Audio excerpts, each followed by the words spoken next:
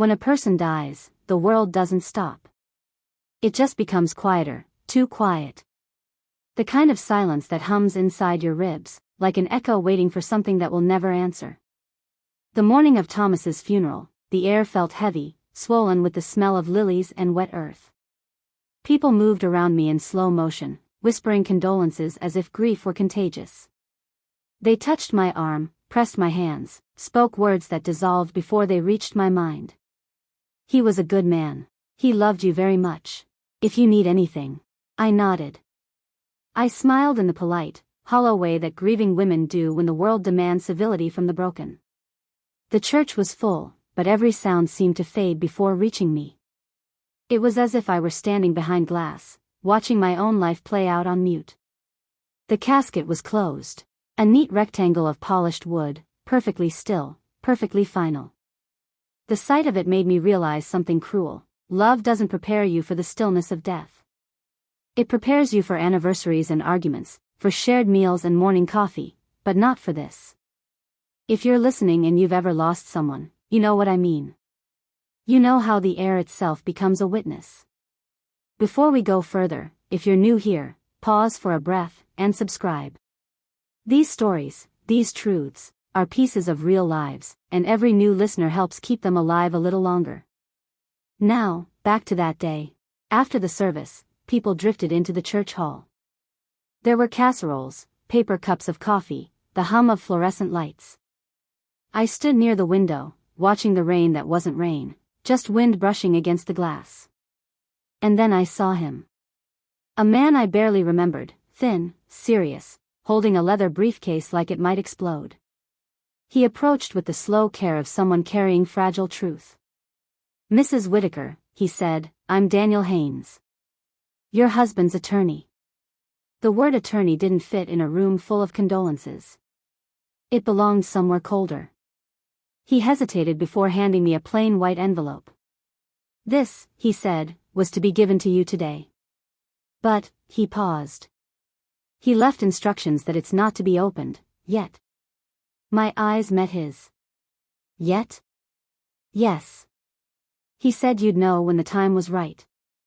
I laughed, a small, cracked sound. Thomas couldn't even decide when dinner was ready. And now he expects me to guess when I can open a letter? Mr. Haynes didn't smile. His eyes were kind, but they carried the professional distance of someone who had seen too many widows. "I'm only following his wishes," he said softly. We stepped into the church library, a quiet room smelling of old paper and lemon oil. He placed the envelope on the table, resting his hand on top of it like a guardian. "There is a formal will, of course. You'll receive a copy when it's filed. But this letter," he asked that it remain private. I stared at my name on the front. Written in his handwriting, the same delicate slant he used on birthday cards. It felt impossible that those strokes came from a man who no longer existed. "What's in it?" I asked. "I don't know," he said. He delivered it sealed, along with the will.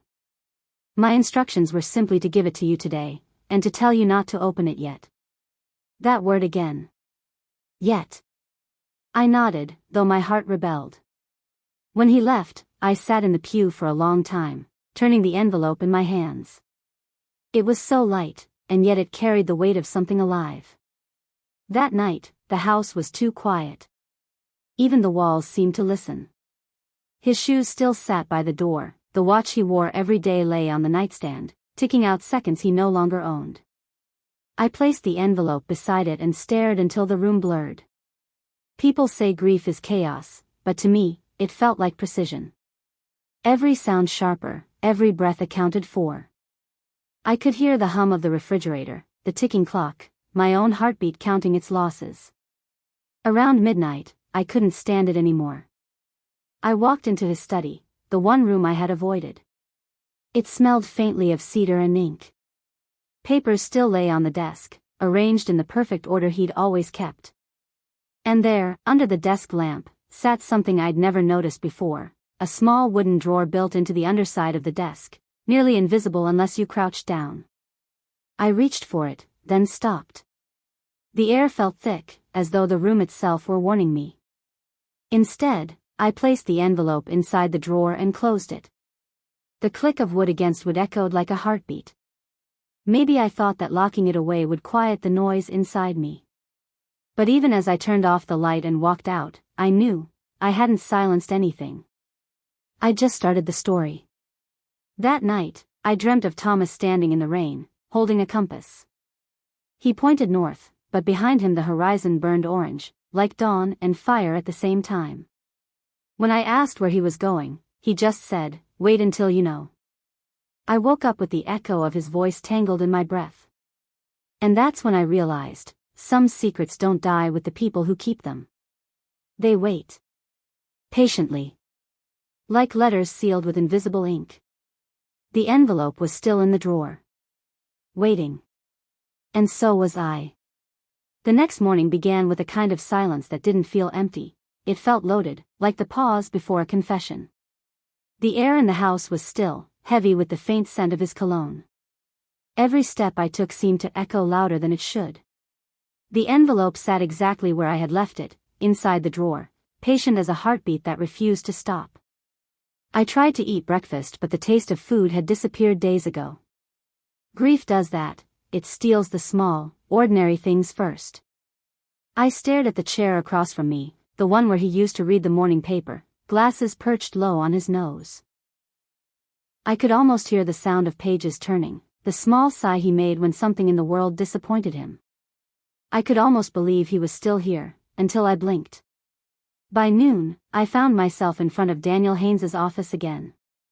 I hadn't called for an appointment. I just drove there, as if pulled by something stronger than reason. The building looked even smaller in daylight, a square of red brick caught between a pharmacy and a bakery. Through the window, I saw him sitting at his desk, the same briefcase open beside him. When he looked up and met my eyes, I could tell he had been expecting me. "Mrs. Whitaker," he said gently, standing as I entered. "I thought I might see you today." "I couldn't sleep," I admitted. "I need to know what's in the will." He nodded slowly, then gestured toward the chair across from him.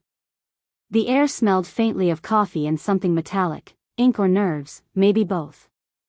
"I can walk you through it," he said. "But please understand, there's nothing unusual. At least, not on paper." He reached for a thick folder labeled Last Will and Testament of Thomas Whitaker. The sight of my husband's handwriting at the bottom of each page made my chest tighten. That familiar signature, the steady line under his name, it looked alive, as if the ink hadn't dried yet. Daniel began reading.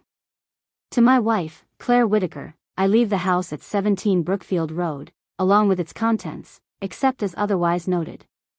I nodded. The legal rhythm of his words was hypnotic. Deed. Property. Beneficiary. Executor. All the right words in all the right places. Then he turned the page, and paused.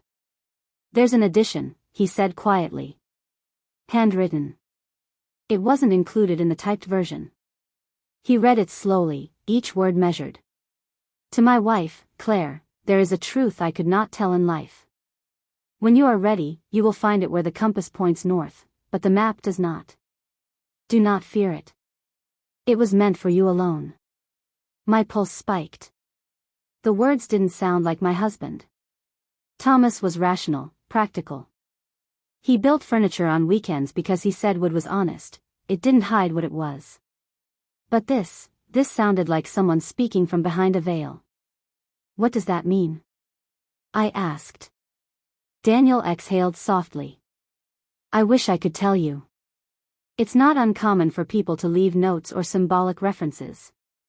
Sometimes it's a memory, a phrase only the spouse would understand. But I didn't understand. The more I repeated the sentence, the stranger it felt. Where the compass points north, but the map does not. And then I remembered the wall in his study, the one lined with compasses. Every one of them pointing north, silently, faithfully. But there was one he never let me touch. A brass compass with an engraving so faint you could barely see it. When I asked about it once, he just smiled and said, "That one points where you're not supposed to go." A chill rippled through me. Daniel cleared his throat, pulling me back. "There's also this," he said, opening a drawer. Inside lay a small brass key tied to a faded tag that read, "Chest, Study." I froze. "There's a chest in his study?" He nodded. "Apparently. He specified that it should remain locked until you felt compelled to open it." "Compelled," I repeated. "He really used that word?" Daniel smiled faintly. "Yes. He was very deliberate with language." I reached for the key. It was cold, heavier than it looked, like it carried the weight of its own story. When I left his office, the sky had turned the color of tarnished silver. The drive home blurred into shades of gray, the kind of afternoon where time loses its edges. By the time I reached the house, I was trembling, though I couldn't tell if it was fear or anticipation. Inside, everything felt exactly the same, and yet wrong. The clock ticked a beat too slow. The air held its breath. I walked to the study, the key pressed tight in my palm. There it was. The chest. Small, unassuming, tucked beside the bookshelf as if it had been waiting for me to notice. I ran my fingers along its surface, smooth cedar, dust settling into the grooves. My reflection wavered faintly in the brass latch. I knelt down. My knees creaked in protest, my heart louder than any sound in the room. I held the key above the lock, and stopped. He had written, "When you're ready." But what did ready mean? Was it a test? A warning? I stood, walked to his desk, and sat in his chair. The view from there was strange, intimate. His world, the one he had built, organized, measured. I saw the compass display. The brass one gleamed faintly, catching the last light of day. And I swear, its needle wasn't pointing north. I don't remember crossing the room. I only remember standing in front of it, reaching out. When my fingers brushed the metal, a pulse ran through me, like static, like memory. I turned the compass over. On the back, almost invisible, was an engraving, "Truth doesn't need direction." Something in me shifted. I went back to the chest, slipped the key into the lock, and turned it halfway, then stopped again. My reflection stared back from the brass, wide-eyed, waiting. Grief tells you to wait. Curiosity tells you to open. And between them is where every secret lives. That night, I didn't open it. I just sat beside it until dawn, the key still in my hand, the house breathing softly around me. Because sometimes, the only thing more dangerous than what's inside a box is knowing you were meant to find it. I waited until the house was fully awake before I allowed myself to open what it had been holding in its breath. Mornings make everything look honest, shadows short, angles plain, the kind of light that either reveals dust or forgives it. I made coffee I barely touched, closed the study door, and sat on the floor beside the cedar chest like a guest who didn't know when to stand. Cedar has a scent that outlives the hands that built it. It isn't sweet, it's clean, resin straight, the smell of something designed to keep moths from eating through what we meant to keep. I pressed my palm to the lid and felt the faintest give of old hinges. The brass key had left an imprint in my skin overnight, a tiny oval that looked almost like a seal. I slid it into the lock and turned until the internal pins decided they trusted me. The lid rose with a shy sound, withdrawing breath for the first time in a long time. Inside, not chaos, not the tangle of a life spilled out and scooped in. It was neat. Thomas Neat. A folded wool blanket. A box of family photographs held with a strip of cloth. A leather folio. An archival envelope labeled in his steady hand, "Do not file." I didn't touch the envelope. Not first. The folio drew me with the quiet magnetism of something that has waited too long. I opened it and found 2 documents stacked with clinical precision. The first was familiar, the will Daniel had read to me. Same font, same structure, same signature. But this copy had a faint emboss on the corner my fingers recognized before my eyes did, our county clerk's watermark, a press starburst you can feel more than see. The second document was shorter. Handwritten. No witness lines. No notary seal. Title at the top in ink darker than the rest, Instruction Memorandum, personal, not for probate. I read the first line twice. If you're reading this, Claire, it means I couldn't do the brave thing in life, so I'm asking you to do the careful thing in death. There was no apology, only the cadence of a man who measured twice and cut once. He had dated it 9 months earlier, in the season when he sanded the back steps down to raw wood and declared them safer for winter. He wrote about the compass wall, the one that had started as a joke and turned into a private language. He wrote about true north and magnetic north, about declination shifting year to year. He wrote that maps are agreements we make with each other, compasses are agreements we make with the ground. Where the compass points north, but the map does not, it wasn't poetry, it was direction. If you followed the compass in our house, you ended up not where the blueprint said the room ended, but where the studs had been doubled up, where the load bore differently, where, he wrote, things can be hidden without being lost. It felt clinical and tender at the same time. He could never say I'm scared. He could tell you the tensile strength of the thing that would hold your fear. I set the memorandum aside and reached for the photographs. They were in order, of course: front porch, wedding day, him in a paint-splattered t-shirt holding up a crooked shelf he would pretend to have made that way on purpose. Between 2 photos a slip of paper had been tucked, a narrow strip with coordinates, the handwriting slanted tighter than usual, as if written quickly or with cold fingers. 42.5879, minus 72.6043. I didn't recognize the numbers, only the neat comma between them, like a breath taken right in the middle of a sentence. I could feel the envelope watching me. Do not file. It was archival, acid-free, sealed with water-activated tape. A small note in pencil at the edge, open after reading memorandum. My hands were colder than the room. I reached for a letter opener and slid it under the flap with the care of a surgeon and a thief. Inside were 3 things arranged like a ritual: a key with a stamped number, a banker's business card from a local credit union we never used, and a document labeled copy, unexecuted will, 2017. Unexecuted. Not signed. A version of a life that didn't make it into law. I glanced at the key. Safety deposit keys look like they come from another century, thin, oblong, more theater than security, and yet banks still use them because their security is layered. Your key, your name, their ledger, now a biometric if you're unlucky. The card had a name I recognized, Lowell Street Credit Union, and a note in Thomas's hand, Box 317, request dual custody access, bring death certificate. I read the unexecuted will. My name was there.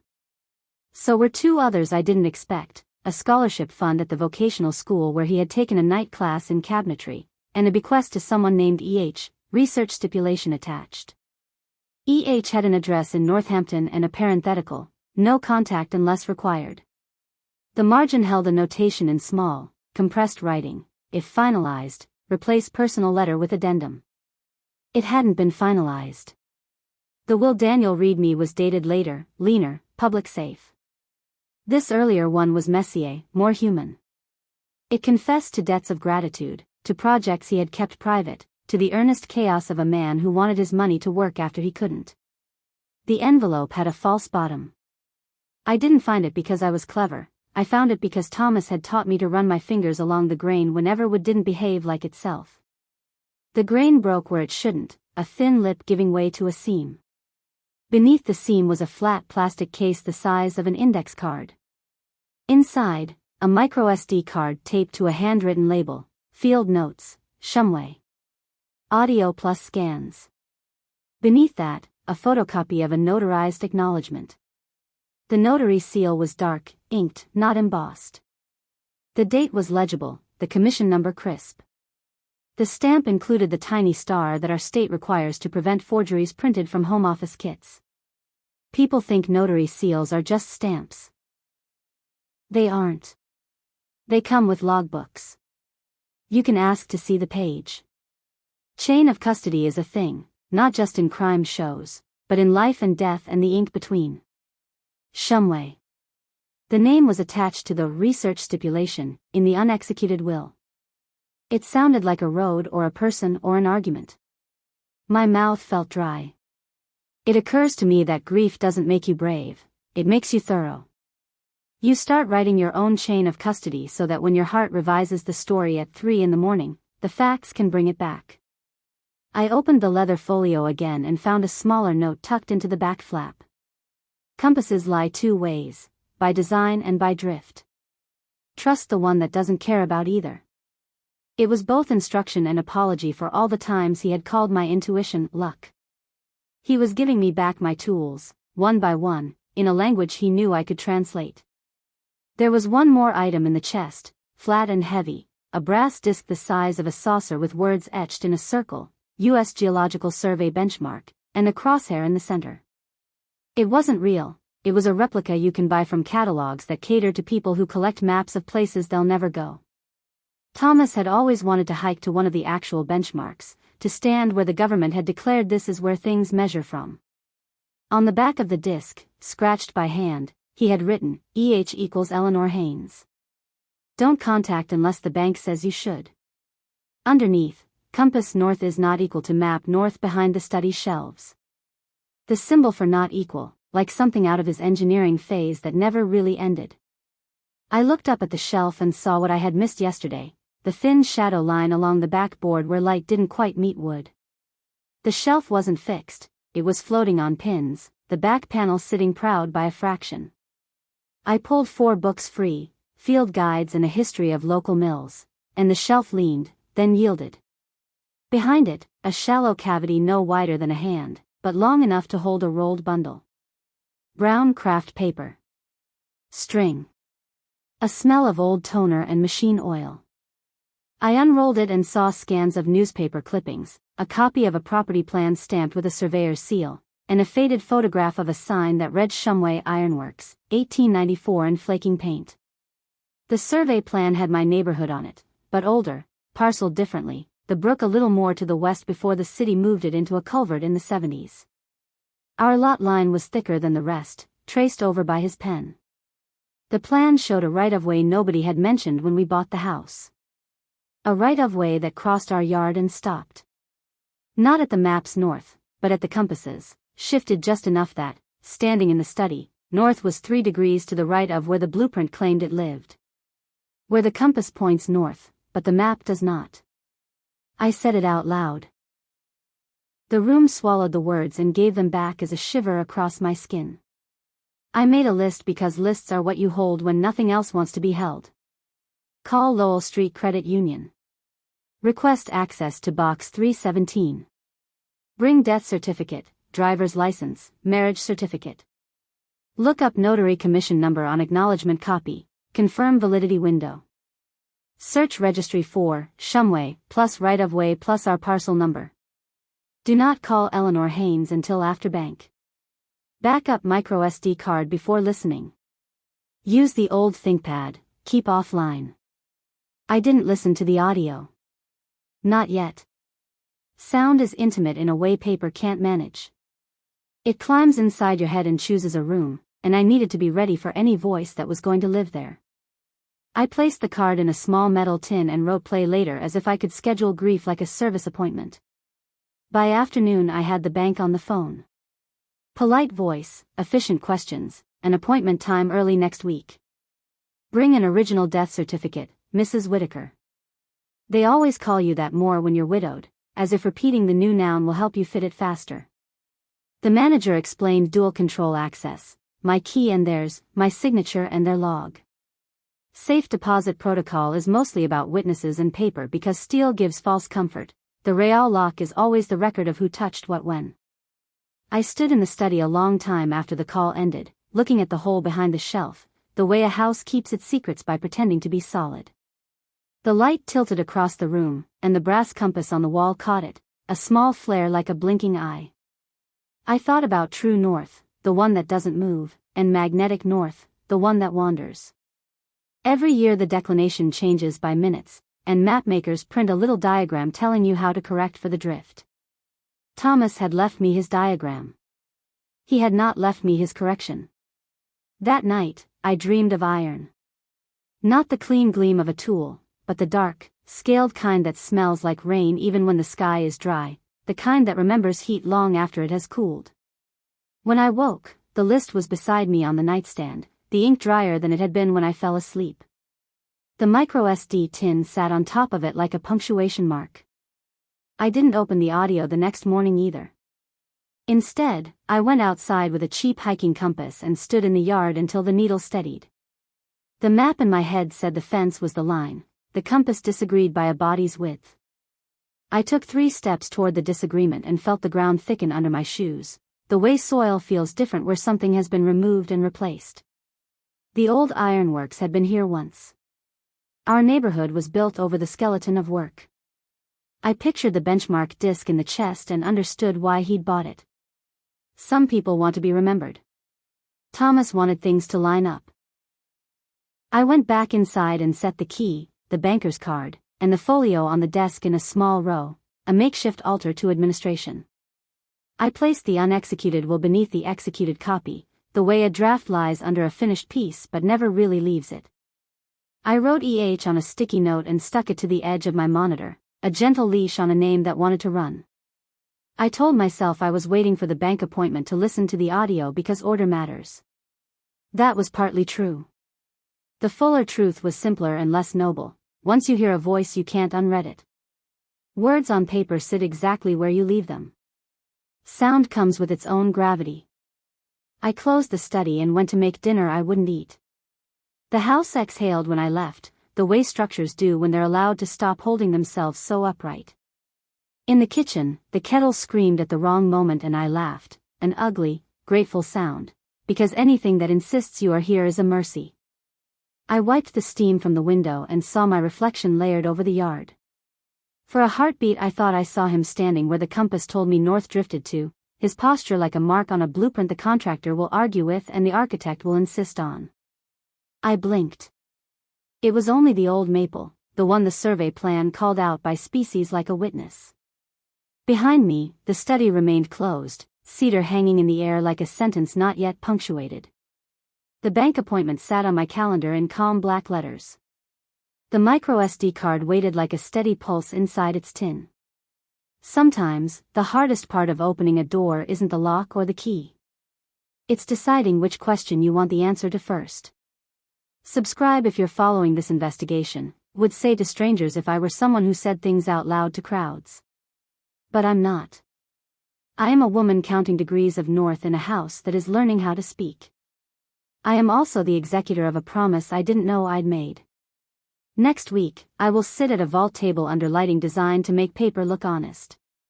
Between my key and theirs, something will give. I will sign a ledger that smells of ink and old cologne. And a box will slide forward out of steel darkness into air that belongs to me. I just don't know yet whether the thing inside will be the truth he couldn't tell, or the map he knew would make me walk there on my own. Banks are not built for emotion. They're designed for control, temperature, light, tone.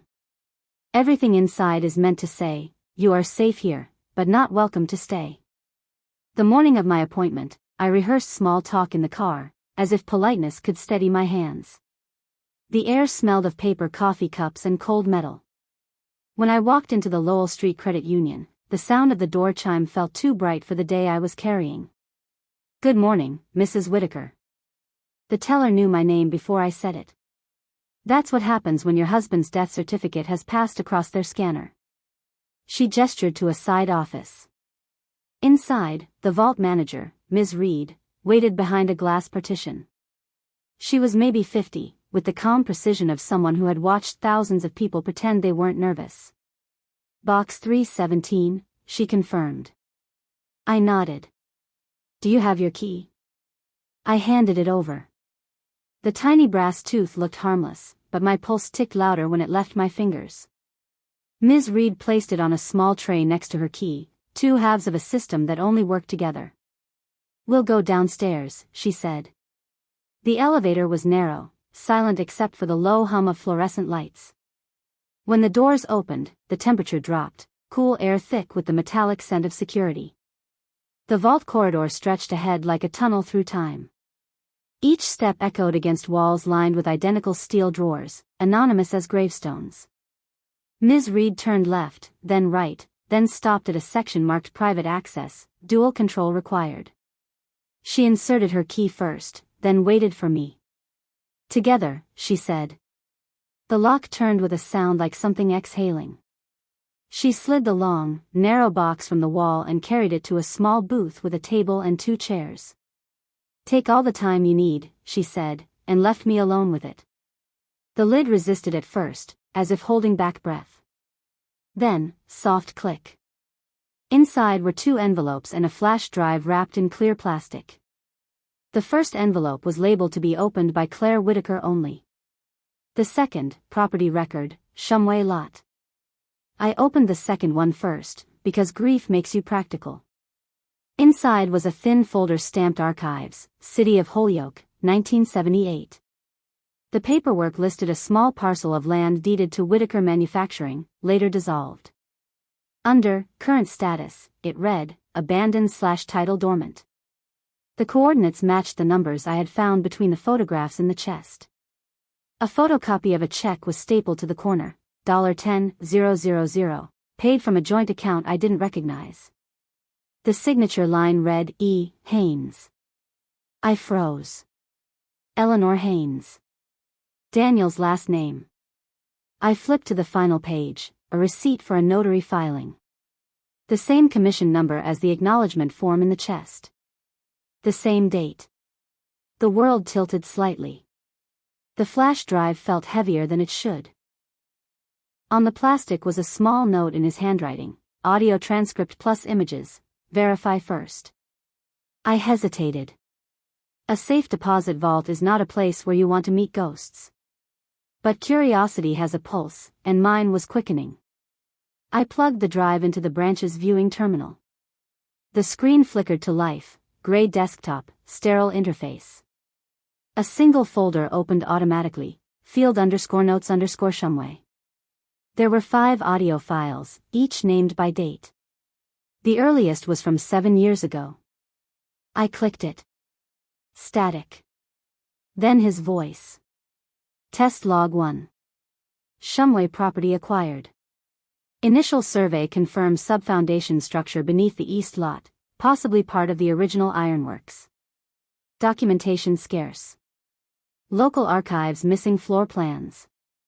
EH assisting with verification. The sound of him was a physical thing. I gripped the table edge, breathing through it. His tone was methodical, clipped, the same voice he used when teaching me how to align a cabinet door. I clicked the next file. Log 3. Access tunnel confirmed. Iron supports intact. Water seepage minimal. Found marker plate identical to benchmark replica. Possible correlation between magnetic north deviation and residual iron deposits. Recording coordinates for further analysis. My heart began to climb out of my chest. He had been there, under something, inside something, mapping the same symbols he had etched into the back of that brass disc. The 5th and final file was shorter, quieter. If you're hearing this, Claire, then I didn't have time to finish the report. Don't go alone. The access point is sealed, but not gone. Follow the compass. It knows where the map lies. And if Eleanor reaches out, listen. She'll know what to do with the rest. The audio ended with a faint clatter, then silence. I replayed it twice, each time searching for background noise, a clue, a breath, a door, the scrape of a chair, but there was only static, then nothing. I sat there in the sterile light, the flash drive between my fingers. Somewhere upstairs, the world was continuing its errands, deposits, withdrawals, the hum of an economy that didn't care about secrets.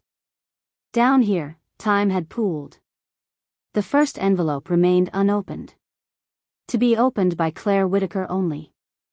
I ran my thumb along the flap. Inside, one folded page and a photograph. The photo showed the 2 of us standing in front of the house, years earlier, before the porch repairs, before the gray hair and the quiet. But in the background, barely visible, was something else, a low concrete hatch at the far edge of the yard, half covered in ivy. I'd forgotten it existed. The letter was short. Claire. If this finds you, it means you followed far enough to know where not to stop. The Shumway property isn't what they said it was. It was never just iron. Don't tell Daniel yet. He thinks he's protecting me, but he's protecting them. Trust the compass. It points north for a reason. Them clawed at me. Them who? I folded the letter and sat for a long time, staring at the photograph. The ivy, the hatch, the way the compass needle had trembled when I stood in that part of the yard. When I finally left the vault, Ms. Reed was waiting by the elevator. "Everything all right?" she asked, her professional calm flickering into something almost human. "I'm not sure," I said. "But I think I just inherited a secret my husband died trying to keep." Her eyes softened, but she said nothing. The elevator doors closed between us with a sound like the world locking itself again. Driving home, I kept the photo on the passenger seat. The ivy looked darker in print than it did in memory. By the time I pulled into the driveway, dusk had begun to fall, painting everything in the flat light that makes the familiar look foreign. The compass on my dashboard quivered, its red needle jerking slightly to the right, 3 degrees off. Toward the trees. Toward that hidden hatch that I hadn't thought about in years. I cut the engine. The silence that followed wasn't peace, it was invitation. I stepped out of the car and felt the ground tilt beneath me, as if the earth itself was remembering something I wasn't supposed to. Tomorrow, I told myself. I'll look tomorrow. But even as I locked the door, I knew I wouldn't wait that long. Because curiosity doesn't sleep where the dead once worked. It listens. And tonight, the ground was whispering my name. Dusk never really settles on an old house, it lingers, like a thought you can't quite form. By the time the porch light clicked on, the photograph from the vault was still in my pocket, warm from the heat of my hand. The hatch sat at the far edge of the yard, where the grass gives up and the ground forgets to be lawn. If you didn't know it was there, you'd walk past it 100 times. But once you do, it pulls at you the way a loose thread does. You either leave it alone, or you unravel the whole sweater. I took a flashlight and the compass. Not because I trusted either, but because the last time I went anywhere empty-handed, I came home a widow. The air smelled like iron and wet leaves. The ivy was thicker than in the photo. It had learned how to hide things. I followed the low stone border to the corner where the soil dipped and the vines knotted like muscled rope. The beam found concrete, the lip of a recessed panel, half a door, half a memory. Up close, the hatch made a different kind of sense.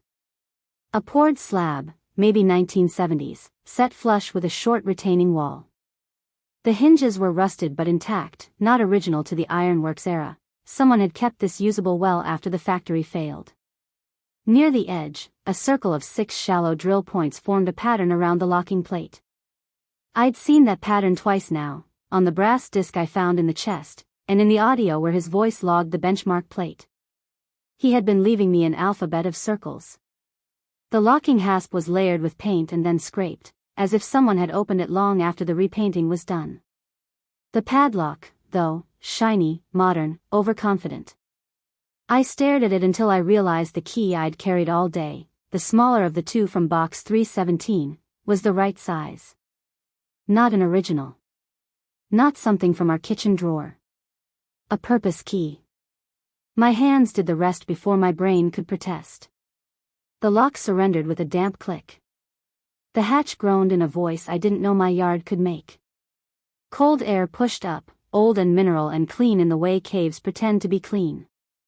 A short flight of poured steps fell into a rectangle of dark. The compass needle flinched and settled, not north this time, but a stubborn 5-degree lean east, toward the slope beneath the maples. The tilt looked wrong until it felt inevitable. I aimed the beam down and counted each tread like a person keeping score with fear. At the bottom, the sound changed. Surface sound is diffuse, uncommitted. Underground sound is exact. My heartbeat came back to me with measurements. The space was taller than I expected, less a crawlspace than a corridor, just wide enough to forgive a bad decision. The walls were poured concrete drunk on moisture, pebbles showing in the places where the forms had given up. Along the right-hand side, a ribbon of iron flaked its way along the seam, old conduit, or the ghost of it. Every 10 feet, metal brackets like missing teeth suggested something had been anchored there once, a pipe, a rail, a purpose. The floor rose and fell with the backbone of the land. In places, the concrete thinned to tamped earth. Water had been here, but not recently. The silt lines were old, polite, the way high water marks become history no one minds. I moved slowly, a yard at a time, the beam finding nothing, and then suddenly too much. A plate was set waist-high into the left wall, round, iron, the same 6-point ring punched around its circumference. A benchmark, or the idea of one, its center etched with a faint crosshair. It wasn't a hatch, it was an instrument, something to align to, something to begin from. My fingers found the etching in the dark like reading Braille to a stranger.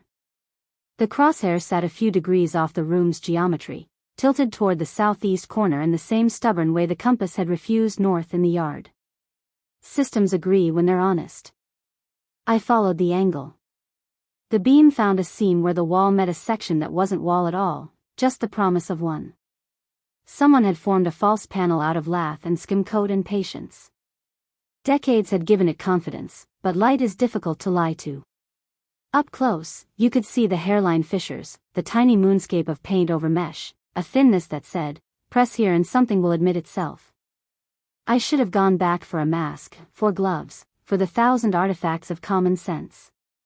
Instead I slid the putty knife from my back pocket, a habit from a marriage built on weekends of repair, and wedged it into the seam. The sound was small and indecent, like a zipper in church. The edge lifted, then the panel, then the idea that I could put it back the way it was. Behind it, a hollow big enough to be a choice. The air was colder, not damp, kept cold. Someone had wanted this cavity to remember winter. The flashlight recoiled off foil, then stepped carefully back, a galvanized locker, chest-high, military gray, stenciling long since abraded. Padlock hooks empty. The lid unlatched with an economy that made my stomach tighten. My brain said, you should be less alone for this. My hand said, we're already here. Inside, cloth bundles tight wrapped with twine, a battered ledger, a metal case the size of a thick book, and an envelope sealed with a square of red wax pressed by something I couldn't immediately name. The wax carried the impression of 3 letters, W, M, F, Whitaker Manufacturing Foundry. Our ghost had a logo. The ledger surprised me by being beautiful. Softened corners, hand-numbered pages, columns ruled by someone who liked straight lines. Names, dates, quantities. Not money, weight. Or, ingots, stamped pieces, counts noted in a hand that tightened in winter and slowed in July. Toward the middle, the entries changed. The headings shifted to Shumway Transit and Subfn and a set of marks I hadn't seen before. Diamond, circle, square. The shapes repeated down the page like a code that had forgotten it wasn't supposed to be obvious. The cloth bundles weren't ceremonial, they were practical. I untied one and found old survey photographs, 8 by 10 prints, silvering at the edges, showing the ironworks as it had been when the river still earned its noise. In 2 of them, a team of men stood beside a hoist, strain etched into their coats, pride sneaking into their faces when they thought the camera wasn't looking. In the corner, someone had penciled a note, Sub-East, Mag VR 4.7 degrees. Magnetic variation. Not a ghost story. A field fact. The past is indifferent to our appetite for drama. Then the metal case. It had the clipped assurance of something that came from a governmental supply catalog, the kind with line drawings and part numbers that never change. I pressed the latches and lifted the lid.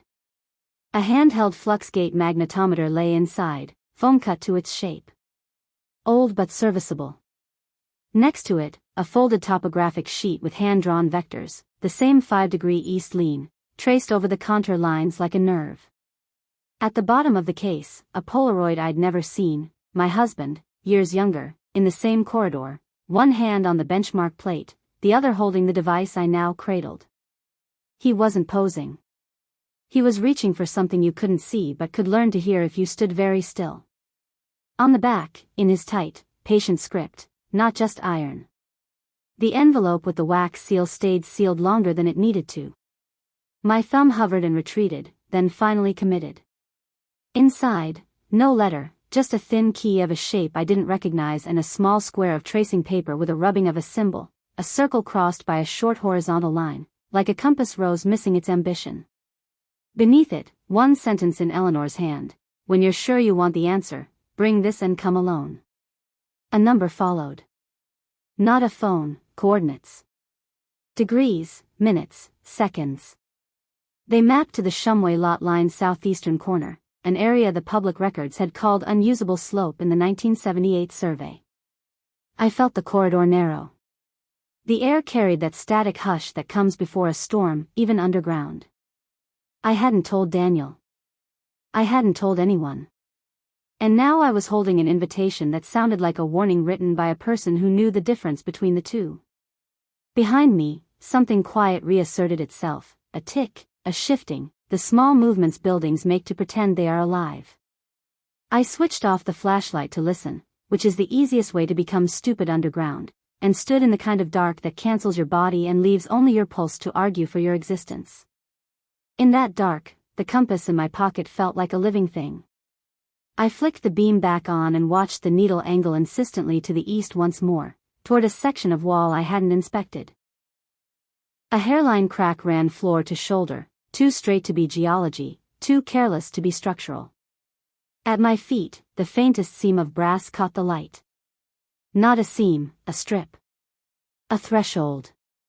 The kind you'd set if you meant to roll something heavy over it a lot and didn't want to chew your concrete.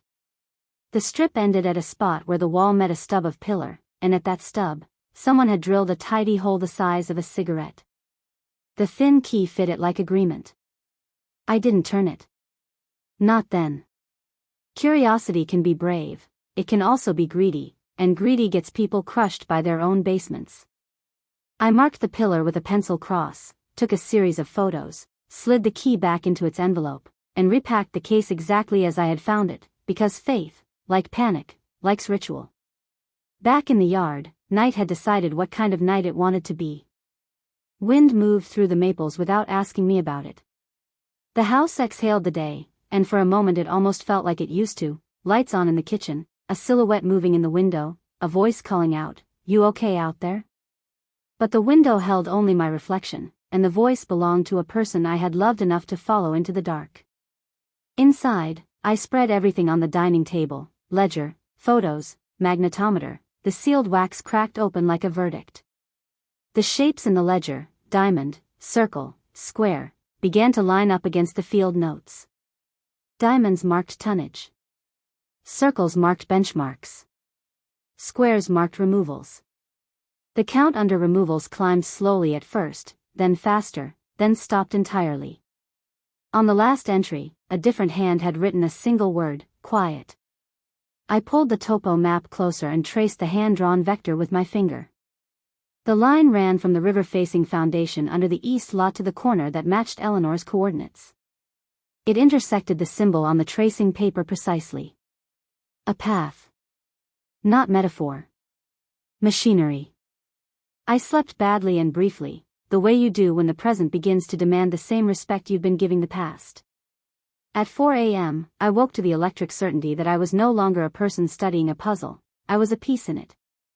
I made coffee I didn't drink, wrote the coordinates on my forearm like a person preparing to forget, and stood at the back door long enough to understand that once the sun cleared the maple line, I would have to choose, east to the lot, or down to the pillar.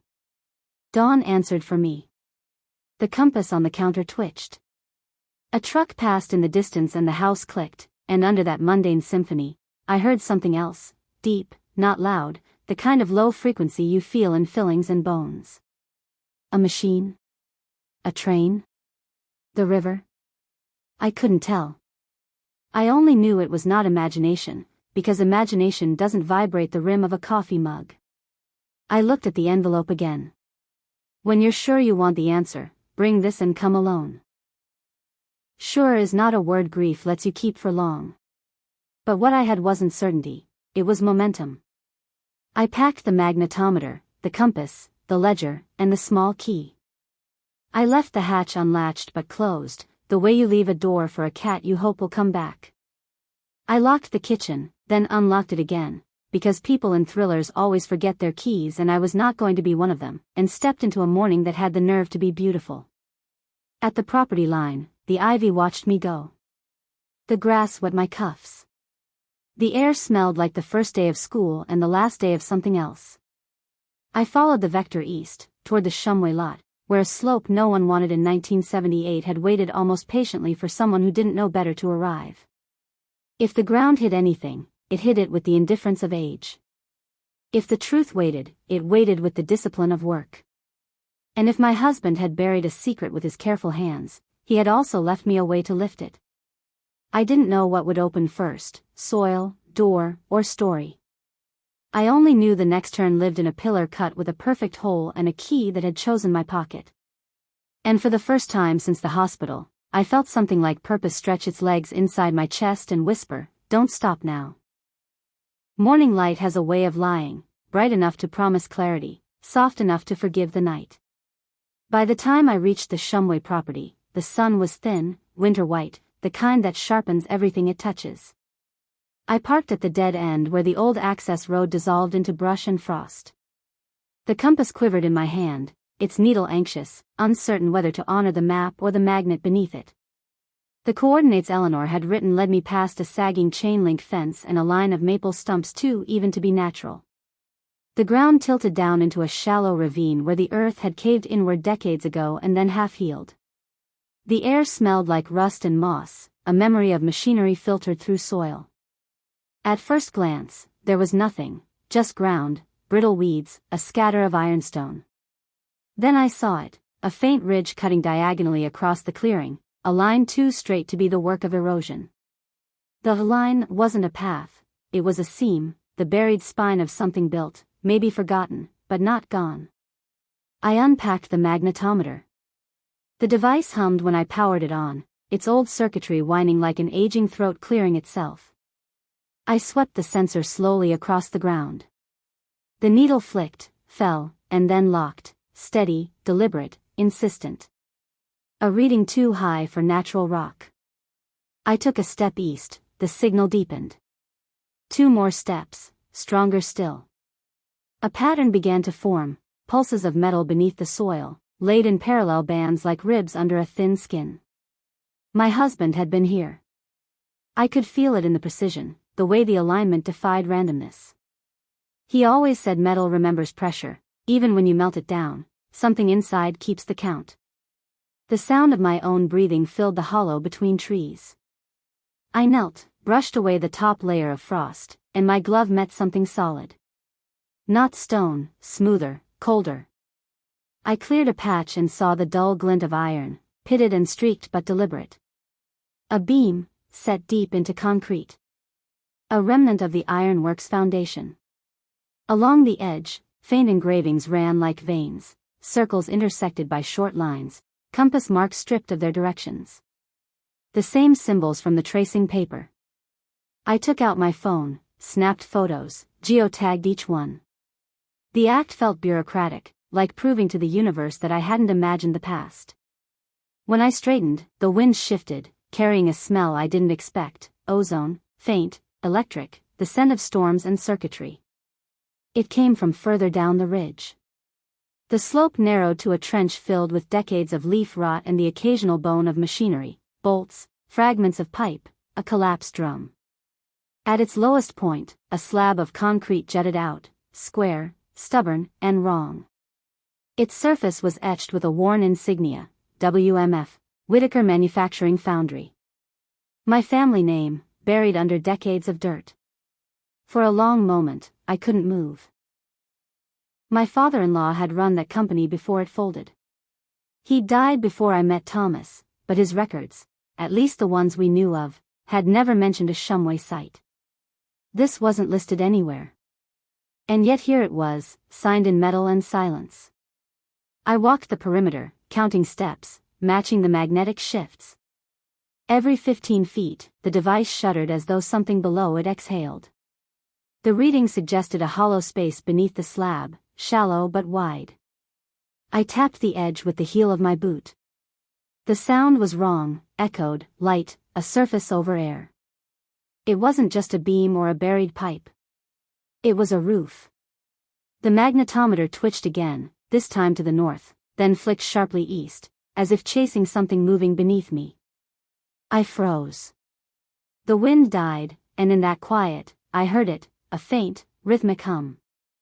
Not wind through trees. Not an animal.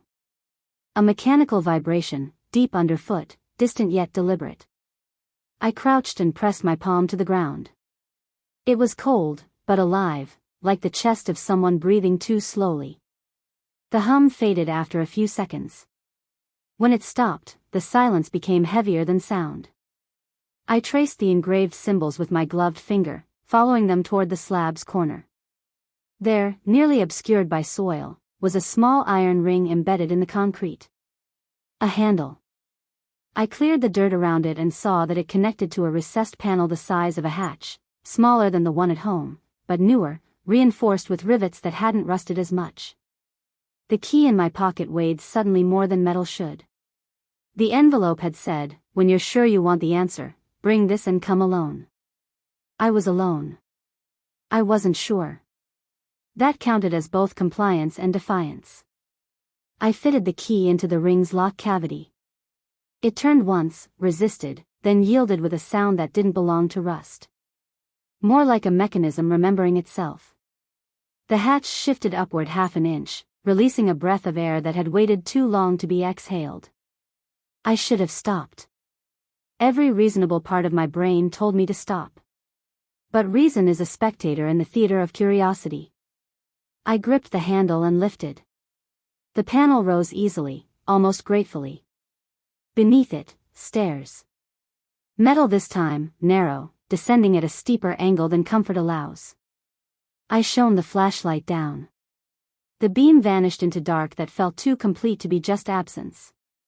"Thomas," I whispered, the name folding itself into the air like an apology. The light caught something far below, a reflection, faint, rhythmic. Water? No. Movement. A flicker, then gone. I crouched at the threshold, the compass trembling against my palm. The needle had gone mad, spinning, then freezing, not north, not south, but locked at a diagonal that matched the buried line exactly. The ground here was magnetized, as if something massive and alive slept beneath it. I took one photo, one step back, and closed the hatch. The click echoed longer than it should have, like the end of a chapter that didn't want to be written. Standing in the clearing, I realized how quiet the world had become. Even the birds had withdrawn their commentary.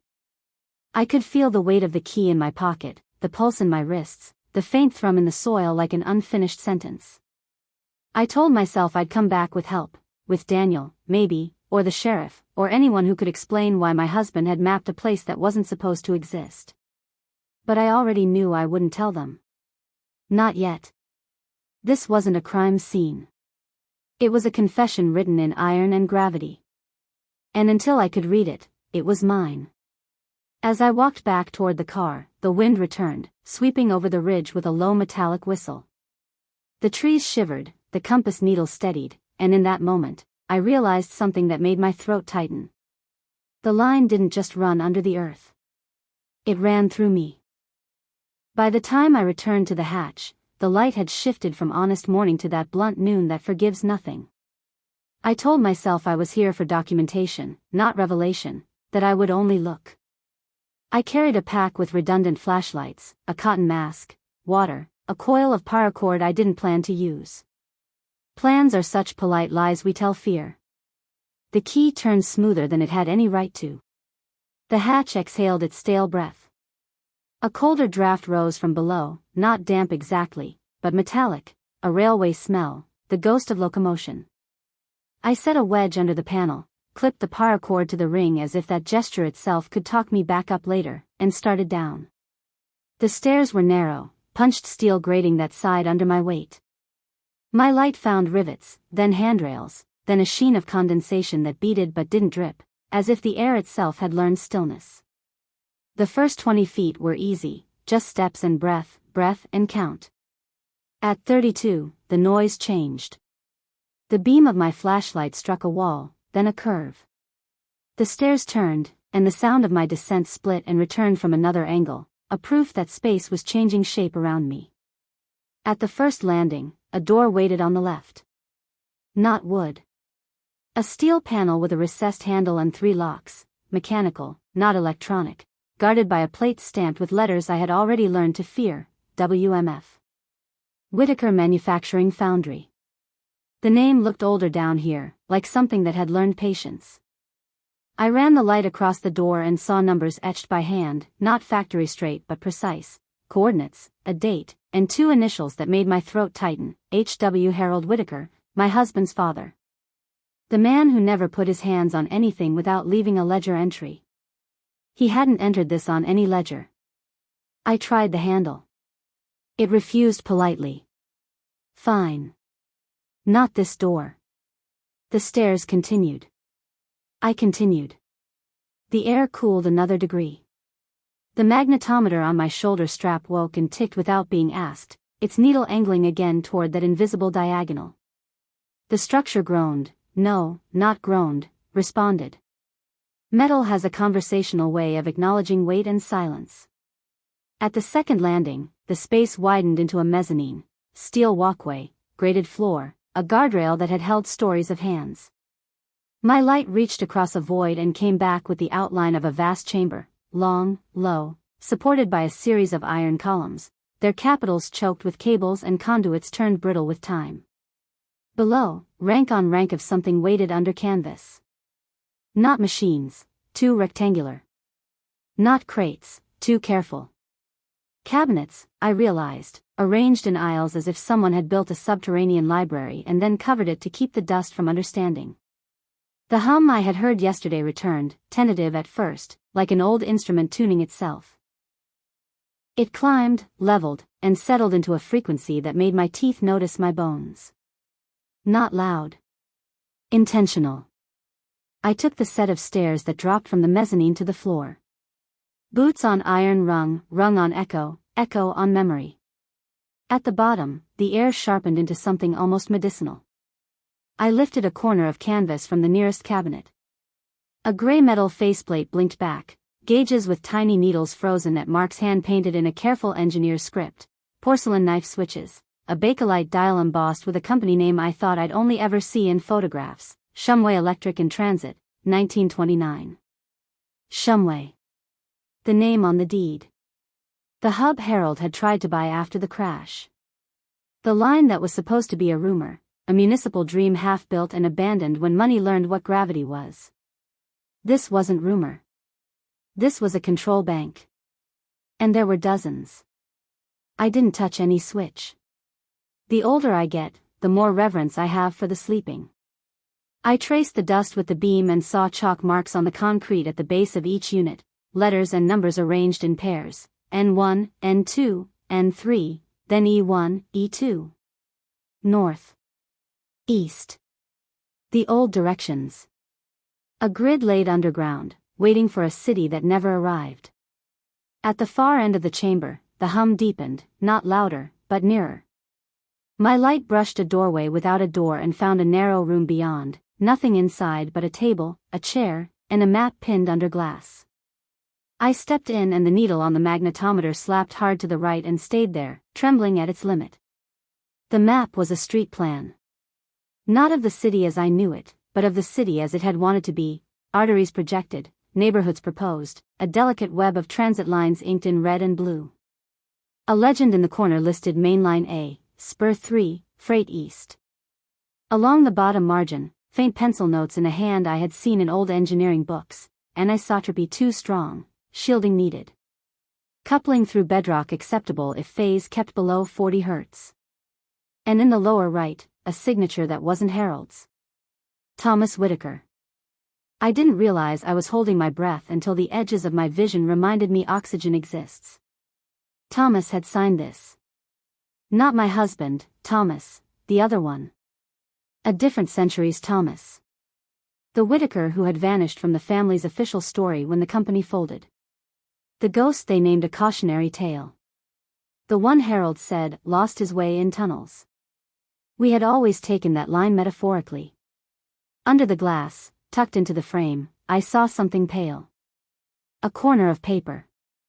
I eased it free, a page of onionskin, brittle and translucent, covered in typed notes and overtyped corrections. Dates: 1930, 1931, 1932. A header: Whitaker, Shumway Joint Infrastructure Test. A line that made my skin react like it had learned a new weather. Observed magnetic variance exhibits stable drift if load is kept constant along line B. Behavioral effects observed in maintenance crew: orientation loss, speech delay, temporal dislocation, subjective. No fatalities. Behavioral effects. Temporal dislocation, subjective. I set the page down because my hand had decided not to be trustworthy. Something clicked behind me, a small metallic acknowledgement. No footsteps, no voice, just a relay somewhere deciding whether it wanted to remember its job. The hum lifted a note and then rested. I turned the light back to the cabinets and noticed wiring trunks overhead, cloth insulated, braided, routed toward a concrete wall on the chamber's east side. The wall itself was different, poured later, smoother, a seam of decades between it and the original structure. In its center, a door that pretended to be part of the wall the way secrets pretend to be part of silence. No handle. Only a rectangle of brass set flush, with a keyway horizontal and mean. I didn't want to know if my key fit. I wanted a world where keys had courtesy to belong to only one lock. I wanted simpler metaphors. I crossed the floor anyway. The magnetometer trembled so hard the casing buzzed against my chest. The closer I came to the door, the more the hum resolved into something patterned, not continuous, pulses separated by rests, like a code learning to be music. I raised the light and saw faint stenciling just above the seam. Words washed nearly to ghost by time. Line B, active only under load. Active. Only under load. I thought of the ridge above, the buried seam, the way my compass needle had behaved at the hatch. If line B was active, something was feeding it. Or something was still drawing from it. I tried the brass plate. It didn't budge. The key felt heavier than its size as I lifted it. It slid in like certainty and met resistance like memory. A turn to the left, a click that felt larger than the door. The seam softened. The panel yielded inward an inch, then another, and stopped, as if asking me whether consent was a renewable resource. I pushed. The door nestled into shadow. Beyond it, a corridor lined with ceramic insulators and conduit ran straight for 20 feet and then bent right. The hum came from around that bend, closer, patient. I thought I would be braver or wiser by now. I wasn't. I was simply committed. The corridor narrowed as it turned, and the floor changed from concrete to wood planking, worn to a satin by boots I could not name. At the corner, a small metal sign hung crooked from one screw, Substation B, Control/Archive. The paint had flaked, but the letters still insisted on themselves. The room beyond was smaller than the main chamber but more alive. Banks of switching gear flanked a central console that looked like the altar in a church where worship had been replaced by measurement. On the console, a single indicator lamp glowed with the mild authority of something that had never considered not doing its job. Next to it, a paper logbook lay open, its last entry 30 years old in a hand I recognized from a shoebox of old Christmas cards. Eleanor Whitaker. A name I had trusted. A date that moved the floor. Her notes were brief, factual, bloodless, amps, volts, phase. Then a line that didn't belong in a logbook. If Claire is reading this, forgive me for not telling you sooner. It was never mine to stop. It was only mine to hold. The hum lifted again, and with it, somewhere in the wiring, a relay snapped closed. My light slid over the console and found a round Bakelite knob labeled load with tick marks from 0 to 10. Under it, a key switch. The key already in it was twin to the one in my pocket. Family is such a talented forger. The indicator lamp brightened a little, then eased back, as if reassured by my attention. I didn't touch the controls. I touched the logbook's edge, the way you might touch the sleeve of someone who had stood up to leave a room forever. I could have stayed there, building a cathedral out of questions. But the hum, the map, the cabinets, each pointed not to contemplation but to connection. This was not a relic. It was a network that refused to admit it had been abandoned. I closed the door, not out of fear, but out of manners. On the way back through the main chamber, I paused at the first row of cabinets and noticed something I hadn't on the way in. Along the concrete between aisles, chalk arrows had been laid in a neat path, subtle, almost erased, pointing toward the stair. Not a technician's marks. A guide. Someone had led someone else out of here in a hurry, once. Or left themselves a way home when the hum confused the word. On the stairs, halfway up, the air tasted different, cooler, yes, but also newer, as if the world above had remembered I existed. At the hatch, the afternoon light pushed in with generosity. I closed the panel, tugged twice at the ring like a promise, and sat on the ground with my back against the earth that now knew me. The magnetometer went quiet. The compass needle found north like it was relieved to be assigned an ordinary duty. I drank water that tasted more like water than anything I'd had all week. I should have called Daniel. I should have called the sheriff. I should have called any adult I had once been. Instead, I took out my phone and photographed my own hands. Grease in the lines, dust under the nails, a crescent of rust on my thumb I hadn't earned anywhere else. Proof that I had touched the story I was trying to inherit. The ridge lay still, but in that stillness I felt motion, the kind that begins under thresholds. I knew then I would return at dusk, when the grid above softened and the line below might declare itself without competition. I didn't know yet what the line carried. I only knew that whatever it was had learned to wait. And I had just learned how to listen. Dusk in a mill town does not arrive, it leans. The ridge let go of its heat the way an elder lets go of a story, reluctantly, but in order.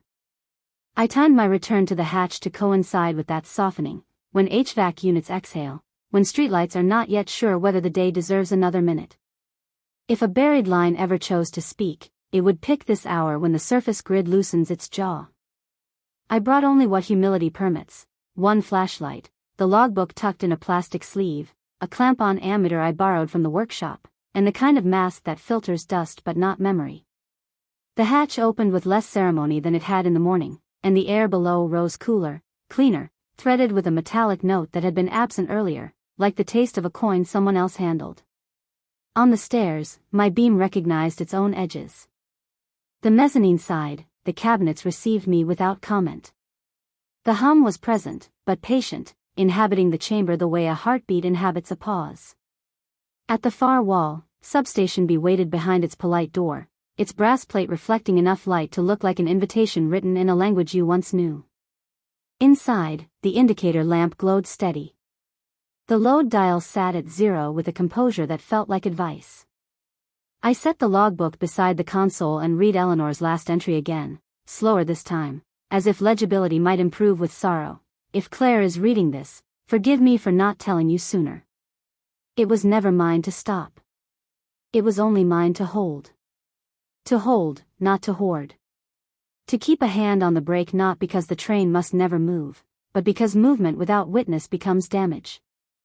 I clipped the ammeter around the feeder marked B main. The needle rested at a thin whisper above 0, phantom load, the way even a sleeping machine asks the world to remember it exists. I scanned the faceplates on the nearest cabinet and found a block diagram hand-labeled in pencil, bus converter distribution. No proprietary codes. No mysticism. Just the old grammar of current becoming direction. I did not announce my intention to the room. Rooms do not reward ceremony. I placed my fingers on the load knob and discovered it had that precise resistance good engineers build into anything dangerous.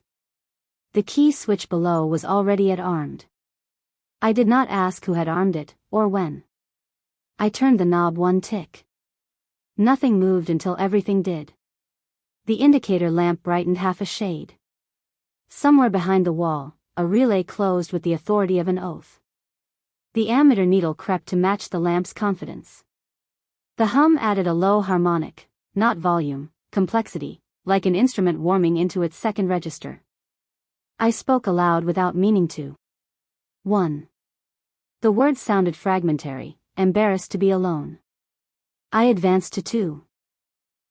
The harmonic gained a companion, fainter, beating against it at an interval my ear recognized from trains passing each other on a single track.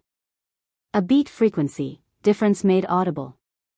I learned that in a physics lab with poor ventilation and a TA who tapped his pencil when equations tried to pretend they weren't about the real world.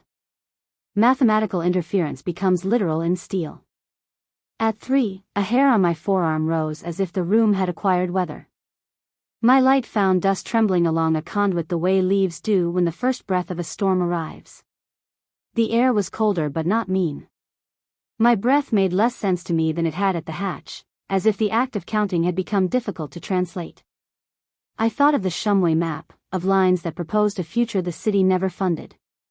Transit planners learned long ago that if you lay promise across bedrock and never feed it, that promise turns into superstition. Here, promise had been fed. Maybe not full meals. Enough to remember its appetite.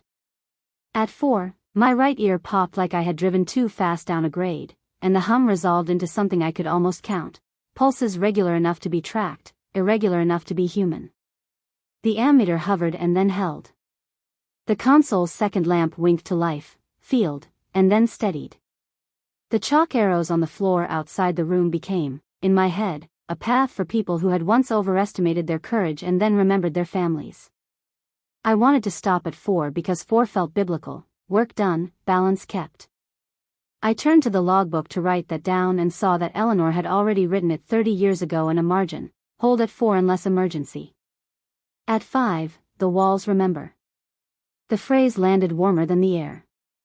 Remember what? And for whom? I waited. Waiting is measurement the body understands. The hum did not grow. It matured. I put the flashlight down so its beam washed the console and let my eyes adjust to the lamp's small insistence. In the periphery of that half-light, edges softened. The switch labels sharpened as if clarified not by photons but by intention. I turned to the doorway to calculate retreat, and for a breath length the mezzanine beyond did not look like a mezzanine.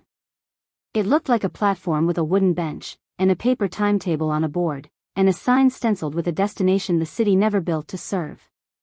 A blink later, steel returned, and the platform was once again a catwalk, and my heart performed a correction. Temporal dislocation, subjective, the onion skin had warned. It did not say frightening. It said observed. I could live with observed. I turned the knob to 5. It was not dramatic. No bulb burst, no gospel choir. A second relay closed, closer this time, behind the console face, like a garage door deciding to be a vault. The ammeter needle rose to a fraction my high school self would have mocked as boring. The field lamp brightened a little and stayed polite. The room tasted of iron the way the air near a train tastes of distance. I stood perfectly still and watched the shadows choose. The wall to my left remained a wall. The wall to my right softened around its seams, then corrected. A smear of light that might have been a figure moved along the far aisle and then admitted it was only the beam from my flashlight reflected in a dial's cracked glass. If fear wants a job, tunnels have openings. I wrote in the log, brought to 5 at 1942. Field stable. Phantom visuals present, manageable. My handwriting looked like my mother's when she was trying to sign forms while standing up. I could have gone higher. Curiosity is a thief with excellent manners. But Eleanor's note did not ask. It told. At 5, the walls remember. I didn't need the walls to remember more tonight. I needed them to remember me tomorrow. I returned load to 4, then 3, then 2. The harmonic stripped down to its bones. The ammeter sighed a little and floated near resting. I left it at 1, just enough for the line to keep a pilot light. In the quiet that followed, my own pulse felt counterfeit. I clicked off the flashlight and let the indicator lamp define the room. It gave me back outlines honest enough to proceed by. I closed the logbook, pocketed it, and stepped into the main chamber. There are silences that belong to buildings and silences that belong to people. When the second kind is too thick, the first can push it aside. The cabinets stood very exactly where they had stood all day. But the aisle between N4 and N5 was not empty anymore. On the concrete, in white chalk paler than dust, fresh letters angled toward the stairs, not toward the door I had come through. The line was quick, efficient, not written by a hand that enjoyed being here. Claire, up. Chalk does not preserve itself. Chalk does not grow overnight. Chalk does not know my name. I knelt, put a finger to one letter. It lifted as powder does when it was placed minutes ago, not decades. My first instinct was to call out and apologize for the kind of trespass that involves blood. I did not. The word needed nothing from my throat. It needed an exit obeyed. I backed to the stair and took the iron rungs fast, counting because numbers make bargains. 6, 12, 18. At the landing I made the mistake of looking down. The cabinets arranged themselves into an image my upper brain could not help labeling: a terminal concourse lit like amber, a clock I could not read, a man in a hat I had never seen waiting for a train whose schedule had been cut from a budget meeting. At the next blink, steel and concrete returned, and my vision reported it had been given a task beyond its pay grade. At the hatch, the night outside had completed its lean. The first streetlight below the ridge flickered into sincerity. I closed the door, locked it, and stood listening to the kind of quiet that admits it is not empty. Cicadas pulled the air into a net. A dog barked twice, bored, then found something else to do with the evening. I checked my phone and found a notification I had not expected to see, a voicemail, time-stamped 10 minutes earlier, from a number that had belonged to Eleanor's house and had been disconnected since the funeral. No transcription available. I pressed play. Breath first, 2 measured sets, a pause like a person locating language, then Eleanor's voice arranged at the exact distance a kitchen phone sits from a chair. If you brought it to 5, you'll see them.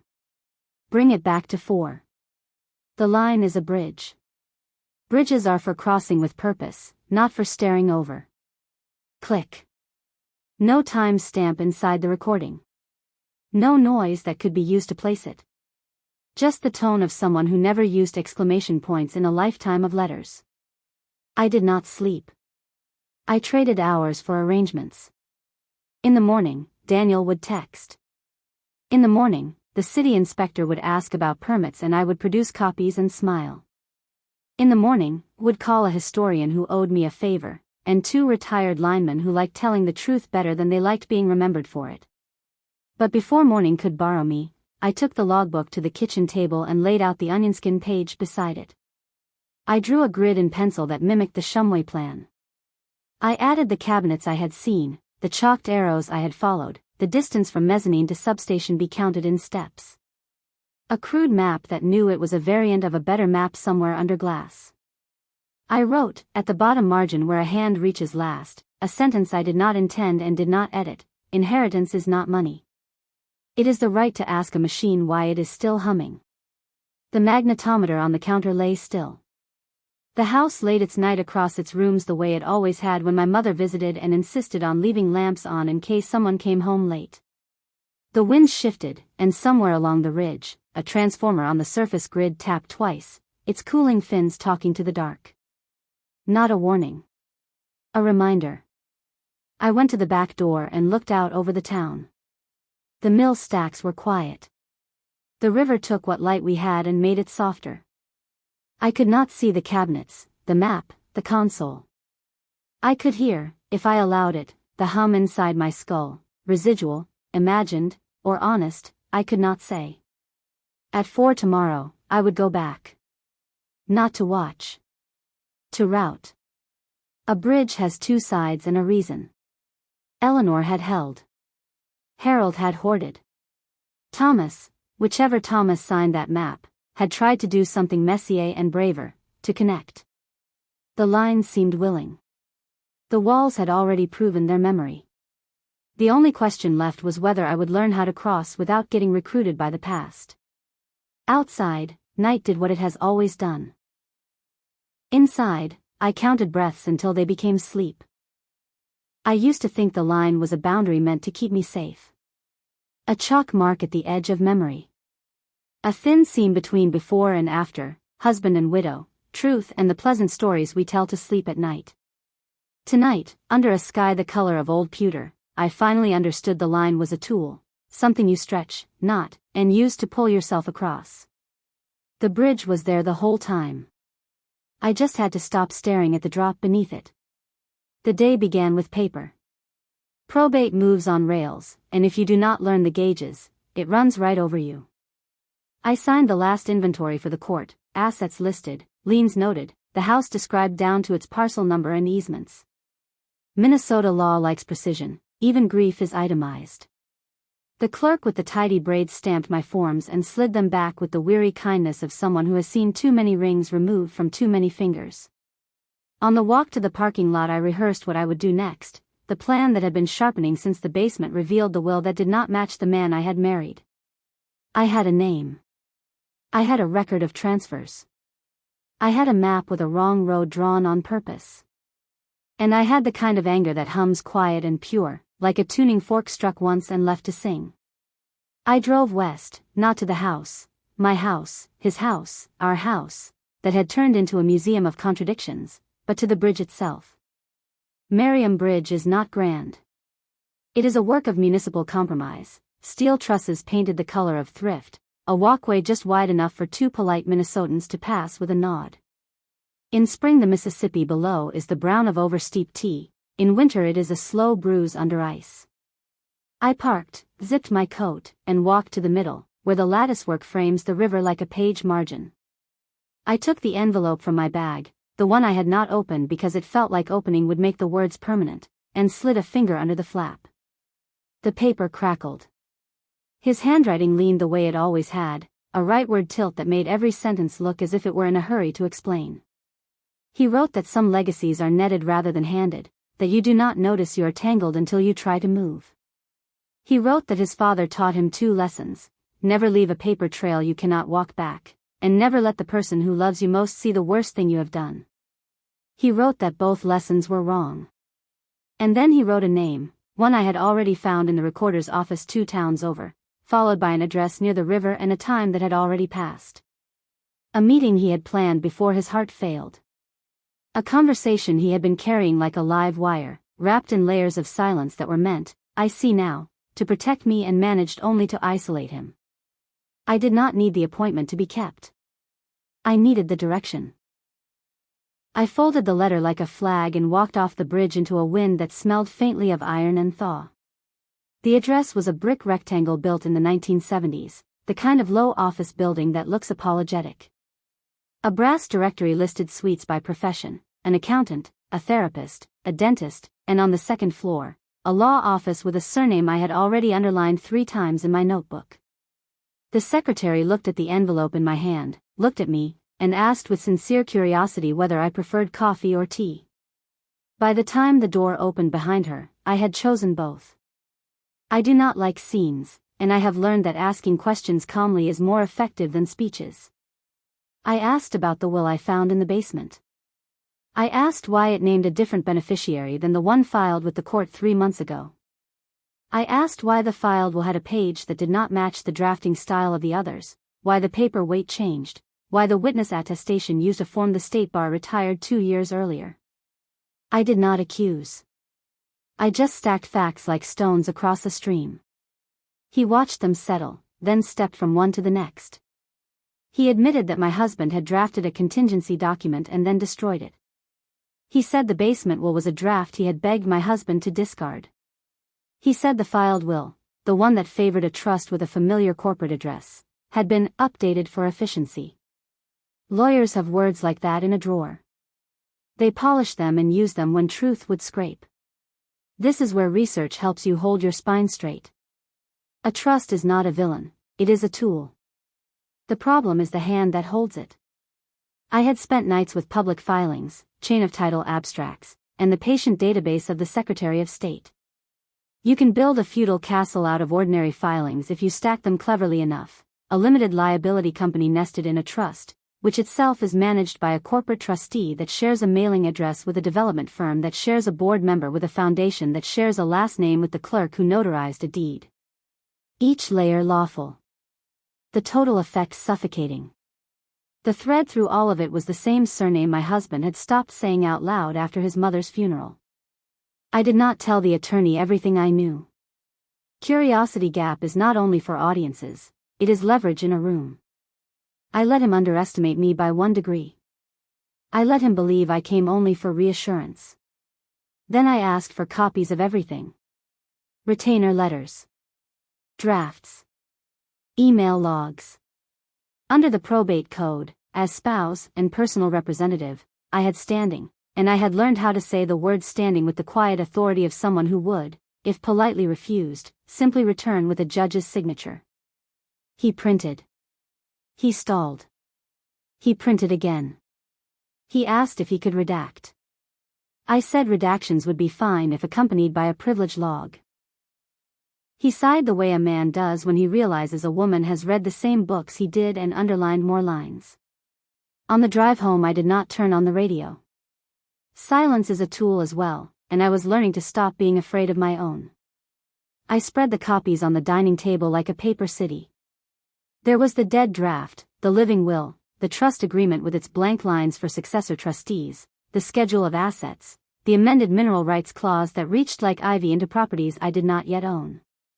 And there, like a hare trapped in lacquer, was a paragraph that did not belong, a sentence that cross-referenced an exhibit that had never been filed, naming a parcel whose legal description matched the ridge behind the house, where the ground rises and the pines lean into the wind as if listening. What is proof in a family story? Sometimes it is a receipt for a survey that never became a map. Sometimes it is a change of address form filed a year too early. Sometimes it is a bank transfer for a sum small enough to skate under the anti-fraud thresholds, repeated monthly like a heartbeat. I lined those proofs up and then called the only person who had never lied to me, the county surveyor with coffee breath and an engineer's frankness.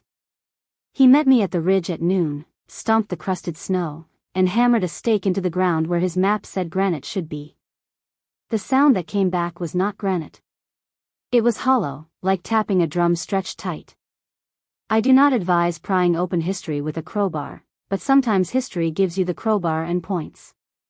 The hatch was old but not ancient, the hinges greased within the year. Under the lid the ladder rungs were clean of rust, as if someone had been teaching the darkness below how to behave. I climbed slowly into air that smelled like stone and oil. My light found walls poured smooth, shelves labeled with dates, a desk bolted to the floor with a notebook open to an unfinished list. The basement of the basement. The place where secrets graduate from rumor to record. This was not a bunker. It was an archive. I have learned that wealth is not always money, sometimes it is information arranged for maximum pressure. On the shelves were boxes named with the same surname thread that had run through the trust and into my marriage like a quiet leak. Inside the boxes were paper things that do not like light, notarized statements, side letters, photocopies of checks from campaigns to PACs that ringed a zoning board meeting like a halo. There was a letter from my husband's father written in a hand that tried to be generous and failed. There was a cutting from a small-town paper about a bridge project that died in committee. There were photographs of 3 men shaking hands in front of the Merriam Bridge before the repaint, the river behind them pretending to be a mirror. You expect anger when you find a room like that. What I felt instead was a clarity so clean it almost hurt. The story was not simple betrayal. It was a generational machine, clanking along exactly as designed, producing obedient outcomes. My husband had tried to wedge himself into the gears to stop it and had been ground into silence. The basement will had not been cowardice, it had been a failed attempt at redesign. He did not want me to see that room because he believed love meant shielding, not arming. He was wrong, but I forgave the reason. If you are going to cross a bridge, you do not stare at the water. You pick a point on the other side and walk to it. I took the boxes I needed and left the ones that would only let the machine claim more of my time. I called the reporter who never gives up when a story goes quiet. Every town has one, and I had watched her byline collect dust when the council changed agendas at the last minute. I called the assistant attorney whose emails were the only ones in the packet without adjectives. I called the neighbor who remembered when trucks came at night. I did not tell them everything, I told them enough to make calling me back the rational choice. At midnight I returned to the bridge with a thermos and a list. I said the names out loud, not as curses but as inventory. Saying a thing out loud is a way of drawing a line around it, of telling your nervous system this is finite. I recited what I could prove. I noted what I still needed. I promised the dark river that I would not let the machine make me small. The wind roughed my scarf and the steel hummed the single-note bridges sing when the temperature falls. I realized I was not alone. Across the span, a figure paused under the sodium lamp and lifted a hand. Not a threat. A punctuation mark. When the light shifted I recognized the silhouette, broad shoulders, careful posture, a gait that imitated apology without achieving it. He reached the middle and stopped 2 paces from me, polite as a banker, pale as the inside of an envelope. He said my name and I answered with his. We stood for a moment, 2 data points on opposite ends of a chart that had finally been labeled correctly. He spoke first, of course. Men trained by machines always do. He explained that the trust was meant to stabilize, that the filings were routine, that everyone benefits when paperwork keeps promises no human heart can reliably hold. He said my husband misunderstood responsibility. He said a phrase I had seen in the lawyer's letter, for the good of the line. I watched his breath fog, then vanish, then fog again, rhythm steady, like a metronome set to a tempo he had never learned how to change. I let him finish. Then I told the truth in plain sentences. I said I would be filing my own petition in the morning, not to contest the estate but to unwind the parts that had been tied without consent. I said a judge would soon be reading a privilege log. I said a reporter would be asking for comment and an assistant attorney would be requesting a meeting. I said I had a record of boxes in a room he might or might not know about, and that I had already made copies of what mattered. I did not threaten. I did not raise my voice. I simply stated my itinerary. He tried one more word from the drawer, legacy. It is supposed to make you back up. Instead it felt like the bridge under my feet, something built that I could cross, not something I had to carry. I thanked him for coming and told him not to again. I turned, walked to my car, and did not look back. Behind me the bridge hummed its winter note. Ahead of me the road was ordinary asphalt, which is to say, a miracle of layered labor designed to take weight and hold direction. When I reached the house I did not go to the basement. I went to the kitchen and wrote 3 letters by hand. 1 to the court. 1 to the woman with the tireless byline. 1 to the version of me that thought love meant not asking. I wrote that bridges are for crossing. I wrote that lines are for pulling. I wrote that a will is not a future, it is a snapshot, and sometimes the only moral choice is to step out of frame and shoot the picture again. Tomorrow will be paperwork and phone calls and the kind of waiting that tries to turn resolve into fatigue. But tonight I am not a widow wearing a house like a borrowed coat. I am a woman with a map I made myself, walking it not because I am fearless, but because the fear finally has to do something useful. Ari Hook, the archive under the ridge was only a chapter, not the ending.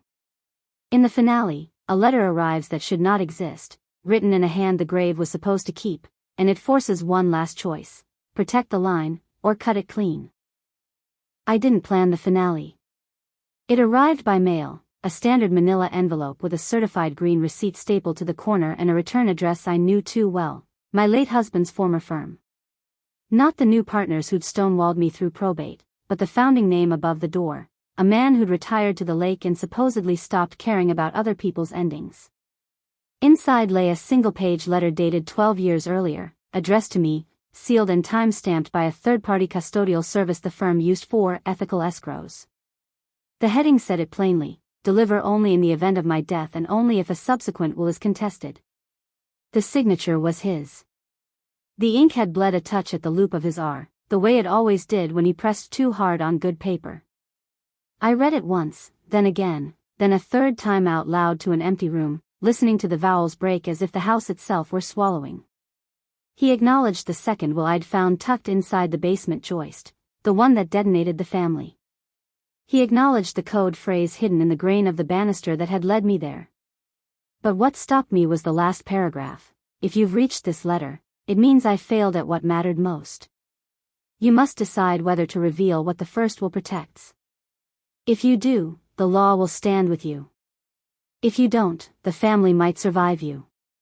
I was never brave in the daylight, but I loved you in the dark. He included a photocopy of the original holographic will, entirely in his hand, dated, witnessed by 2 neighbors who'd since moved away, and the name I'd never heard uttered in our kitchen, a daughter born before we met, relinquished in another city, sealed records, a closed file number. The puzzle rearranged itself. The basement will hadn't been a betrayal, it was a barometer. He'd hidden one document where anyone ruthless enough could sniff it out and use it as leverage. He'd entombed the other inside the most boring mechanism of the system, custodial mail, because he knew no one looks for a secret where procedure is the loudest voice. Inheritance, it turned out, wasn't a pie, it was a map of corridors, some lit, some deliberately unlit, most built to measure what you'd risk walking through without a handrail. I called the retired partner. He answered on the second ring, his voice thin as carbon paper. I told him the basement was melodrama, he said, not unkindly. He said people trust what they can rattle. Paper they can't rattle. He confirmed the custodial process, time-stamped intake, periodic notarized checks, the boring clockwork of fiduciary duty. For all the myths we build about wills, 80% of the story is clerical. File. Stamp. Seal. Serve. The last 20, the part that keeps you awake, lives in the lines people draw around their names. I reached out to a records liaison in the state where his first life had happened. Closed adoption. Sealed file. The liaison explained the limited openings: court order for good cause, mutual consent registry, or medical necessity. We started with what was lawful and dull, a petition for identifying information tied to a deceased parent, citing the updated public health statutes that allow descendants to access family medical history. No drama, no speeches, just statutes, docket numbers, and the rights of a child to know what might live inside her blood. I assembled what my husband had left: blood work, cardiology notes, his genetic panel, the fragile terrain of a family tree with roots cut and replanted, and sent a packet that felt heavier than paper should. Meanwhile the probate clock ticked. A contested will reanimates everyone's worst self. Cousins who'd never learned my coffee order sent formal objections via overnight courier. An uncle who once forgot his wallet at every Sunday brunch retained counsel whose emails arrived like weather advisories. I kept my answers exact and unglamorous. Chain of title. Affidavits of subscribing witnesses. A forensic document examiner's report on the handwriting, the pressure pattern, the tremor index, the idiosyncratic lowercase g he'd never learned to fix. In the same breath, I kept cooking. Boiled pasta. Sliced apples. Turned lights off. The ordinary liturgy of not losing yourself to a timeline. On a Wednesday with rain that sounded like someone trying to whisper through metal, the liaison called back. Mutual contact had been established. The daughter, now a woman my age, living 3 states over, had filed her own request years earlier, postmarked and denied, then filed again after her second child was born with a murmur that doctors waved away and she didn't. She's willing to speak, the liaison said, if you are. We scheduled a call for late Sunday, the time grief chooses when it wants to feel civil. I made tea I didn't drink. I wrote down the 3 things I could say without making a saint or a villain of a man who had been both braver and more afraid than any story allowed. First, he never stopped checking the weather where your records lived. Second, he wrote you a name inside the first will because he believed law could make bridges where people had burned them. Third, he told me I would know what to do when the dark was louder than daylight. Then I added the thing I hadn't meant to say: I'm sorry I didn't know you. Her voice, when it came, was brighter than mine, less practiced at holding back. I don't want anything, she said first, almost apologizing to the air. I just wanted health information and to decide if the ache behind my ribs was mine or inherited. We talked for an hour that the clock swore was 60 minutes and my body swore was 10. I sent scans, his ECGs, the cardiologist's cautious footnotes, a list of meds so generic they could have belonged to 1,000 men but didn't. She sent a picture from the year we met, except I wasn't in it. He wore the same squint in sunlight I fell in love with, only narrower, like a man saving up for a life he hadn't earned yet. By Monday, the probate judge had read what she needed to read and asked what she needed to ask. 2 instruments, she said, tapping the bench with her nail as if keeping time for a choir. 1 witnessed, 1 holographic. No revocation language. No fraud alleged. Your husband left a will that protected a person and a will that performed for a crowd. The court will not be your theater. She validated the first will, the quiet one, and admitted the second as evidence of intent where the first was silent. The cousin's objections went into the file the way clouds go behind buildings, still there, just not visible enough to matter. The house changed shape after that in ways no contractor could quote. It breathed different. The basement, scene of so many made-for-TV versions of my life, softened back into a room with concrete and a slow spider and a shelf that never stopped being too shallow for the boxes we insist on keeping. I stopped listening for footsteps that weren't there. I started hearing the actual sounds, the sigh of old pipes, the mouse that bickered with my traps and the far-off train that arrived every night at 1:13 whether or not anyone needed to leave. We didn't rush a meeting. Distance and children's schedules and the ambition of normal life did what decency sometimes can't. We texted. We compared weather. We sent vaccinations and birthdays. In a world obsessed with headlines, we chose the footnotes. Every now and then her son asked if he could call me the other grandma. I sent a picture of the garden where I wasn't winning but wasn't losing either. She sent a picture of a kitchen where light pooled like mercy. Do you ever get mad? A friend asked after the ruling, meaning at him, at the drama, at the audacity of secrets nested inside secrets like those wooden dolls that never end. I told her the truth, anger is a fast sport, I'm built for distance. What I felt most was relief, the cold, clarifying kind you get after a storm yanks the power and you find the one candle you'd forgotten to throw away. I didn't forgive him because the law told me to. I forgave him because his last map led us to a room where a child could know what name to give the ache in her chest and a judge could sign a page that replaced clamor with fact. Here is the part one promised you at the beginning and kept holding back until it could stand. The letter that shouldn't exist wasn't a trick. It was a test of whether love can survive governance. And it can, if you let both be exactly what they are. Love is for the rooms where paper can't help you. Law is for the rooms where love isn't believed. Between them runs a line he couldn't walk in daylight. I could. I did. If you're listening because your own basement holds noises you've taught yourself to ignore, know this, you don't need a second will to be brave. You need a first step that honors the boring holiness of process. Call the clerk, learn the statute, write the date in the corner of every page, and a last step that honors the untidy holiness of people. Say the name, make the call, tell the truth without auditioning for sainthood. The story doesn't reward heroics. It rewards follow-through. When spring finally cracked the ground open, I took the envelope back to the firm to archive it properly. The retired partner met me on the sidewalk with a paper bag that smelled faintly of lemon oil. He kept this in his desk, he said, handing it to me like contraband. Inside lay the fountain pen that bleeds at the loop of an R and a photograph of a line he'd drawn on the back of a file folder, 2 houses, 1 stick figure in each, and a dotted path between them. He had labeled the path ours. I went home and taped that map inside a kitchen cabinet where only I would see it when I reached for the olive oil. I made dinner with the window open. The train came at 1:13. Somewhere 3 states away, a boy slept without a murmur. Somewhere closer, cousins scrolled and scowled and then, mercifully, slept too. The legal line was quiet. The living line was loud. And at last, they ran alongside each other without crossing into fire. Some secrets never stay buried.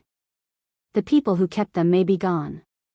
But paper, ink, and memory, they all keep talking. This wasn't just the story of a will. It was the story of a woman who found her strength in the silence her husband left behind. Crossing that line took courage. But sometimes, freedom waits. On the other side of what we fear most. If this story stayed with you, subscribe. Because some stories aren't just told, they're lived.